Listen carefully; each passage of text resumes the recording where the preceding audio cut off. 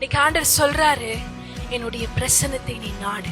அநேகர் நீங்க சொல்லலாம், நான் ரொம்ப நாளாச்சு தேவனுடைய பிரசன்னத்தை ஃபீல் பண்ணி தேவனோட உறவாடி ரொம்ப நாளாச்சு நீங்க யோசிக்கலாம். ஆனா ஆண்டவர் சொல்றாரு, நான் எங்கேயும் போகவில்லை, உன் பக்கத்துல தான் இருக்கிறேன், உன்னோட கூட இருக்கிறேன், நீ தனியாகவில்லை. நாங்க யாரும் ஒரு நாளும் தனியா இல்ல. அது பிசாசு சொல்ற போய், நீ தனியா இருக்கிற, உனக்கு யாருமே இல்ல, உன்னை பத்தி எனக்கு தெரியும், உன்னோட பாஸ்ட் தெரிஞ்சா யாரும் உன்னோட சேர மாட்டாங்க அப்படின்னு பிசாசு அநேக பொய்களை சொல்லுவான். ஆனா ஆண்டவர் உடைய வார்த்தை என்ன சொல்றதுன்னா, உங்களை அனாதையா நான் விடவில்லை, உங்களோட இருக்கிற சகல நாட்களிலும் சதா காலங்களிலும் உங்களோட கூட இருப்பேன்னு ஆண்டவர் சொல்றாரு. அவருடைய பிரசன்னத்துக்குள்ள வாங்க, அவருடைய பிரசன்னத்துக்குள்ள மூழ்குங்க, அவருடைய பிரசன்னத்துக்குள்ள நீந்துங்க.